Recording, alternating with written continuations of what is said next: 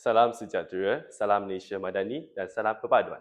Yang berusaha Tuan Pengerusi Majlis, barisan panel hakim yang saya dihormati, Div-Div terhormat, para guru, seterusnya hadirin yang saya muliakan.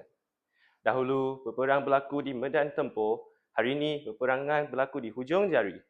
Hanya dengan satu sentuhan pada skrin telefon, berita boleh tersebar ke seluruh negara. Hanya dengan satu hantaran, masyarakat boleh bersatu atau berpecah. Persoalannya, apakah benteng yang mampu melindungi Malaysia daripada ancaman perpecahan dari era digital ini? Jawapannya bukanlah kecanggihan teknologi, bukanlah juga kemajuan ekonomi. Jawapannya ialah penghayatan terhadap rukun negara, khususnya prinsip keluhuran perlembagaan. Hadirin yang dihormati, Perlembagaan Persekutuan merupakan undang-undang tertinggi negara yang menjadi asas kepada pentadbiran negara, menjamin hak rakyat, memelihara institusi raja, perlembagaan dan memastikan setiap rakyat hidup dalam suasana aman serta harmoni. Namun, cabaran ini bukan lagi penjajahan kuasa asing, cabaran ini ialah penjajahan maklumat. Setiap hari kita berdepan dengan berita palsu, fitnah, video yang dipublikasi, akaun palsu dan ujuran kebencian adalah yang berkongsi tanpa menyemak. Ada yang menghukum tanpa memahami, malah ada yang sanggup menghina individu atau institusi negara demi meraih perhatian.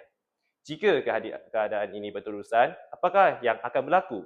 Kepercayaan yang musnah, perpaduan akan retak dan akhirnya keamanan negara akan tergugat. Sidang hadirin sekalian, di sinilah pentingnya kita menghayati kelima-lima prinsip rukun negara, iaitu kepercayaan kepada Tuhan, didikkan kita supaya sentiasa berpegang kepada nilai keberanian dan kejujuran.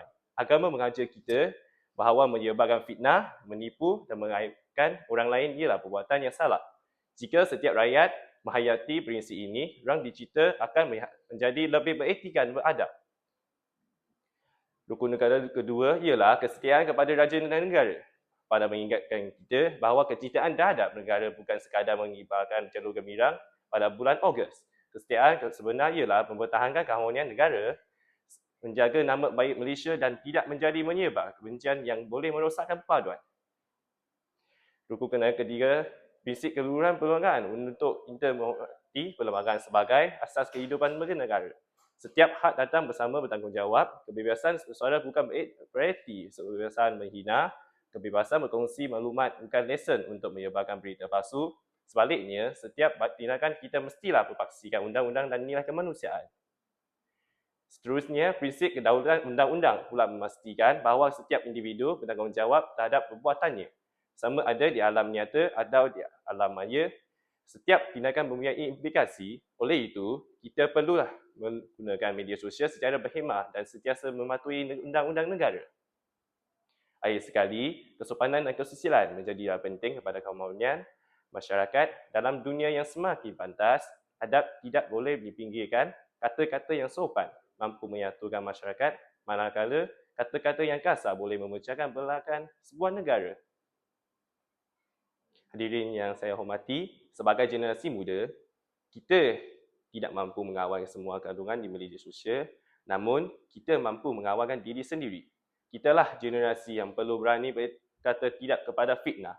Kitalah generasi yang perlu memilih fakta berbanding sensasi.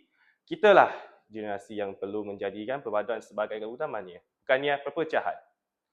Marilah kita menjadi rakyat yang berfikir sebelum berkongsi, menyebab sebelum mempercayai dan menghormati sebelum mengkritik. Itulah ciri masyarakat yang benar-benar menghayati rukun negara.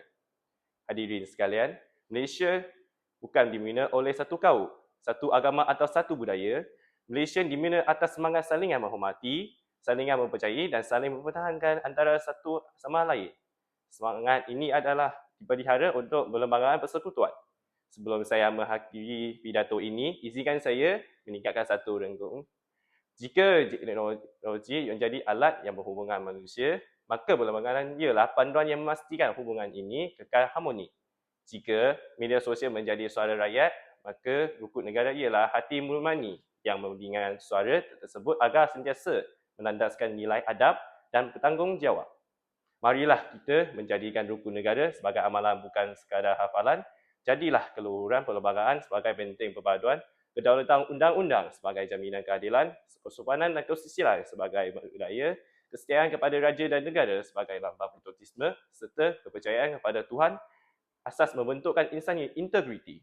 Sesungguhnya, dalam era digital yang penuh cabaran, perpaduan tidak akan lahir daripada teknologi semata-mata, tetapi daripada rakyat memahami perlembagaan, menghayati rukun negara dan mengamalkan nilai-nilai murni dalam setiap tindakan.